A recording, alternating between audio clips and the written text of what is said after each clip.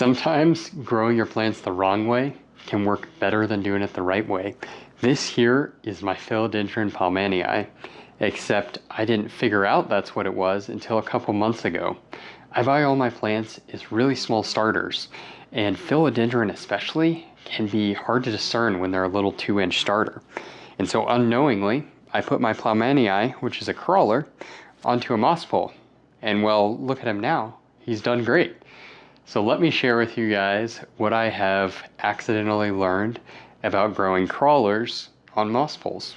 Number one is watering.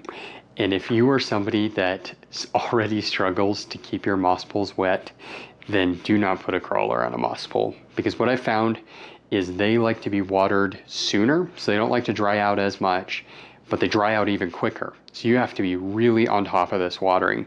And as you can see, I only have a couple of leaves on here. That's because it took me a long time to figure that out. And so I'd grow a couple leaves and then lose a couple leaves in a repeating pattern. Number two is what size moss pole to use. So I put this on here on a 48-inch pole. And this was about a year ago now, and he has not even reached the top. What I've realized is crawlers have a much shorter internodal spacing. And so when you put a crawler on a pole, I would recommend just putting it on a 24-inch, because it's probably gonna take 6 to 9 months just to get to the top of that. Number three is light. And this is the other way that I lost a lot of leaves, was leaf burn, because I put this right there with all my other climbing philodendron. Well, crawling philodendron live on the forest floor, and so they're not used to as much light.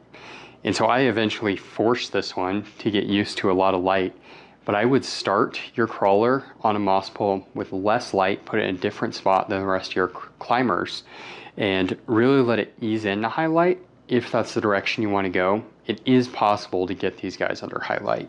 And now, based on what I've learned, I'm going to be sticking a couple more of my crawlers on moss poles, because frankly, I just haven't had a lot of success with them in crawling pots.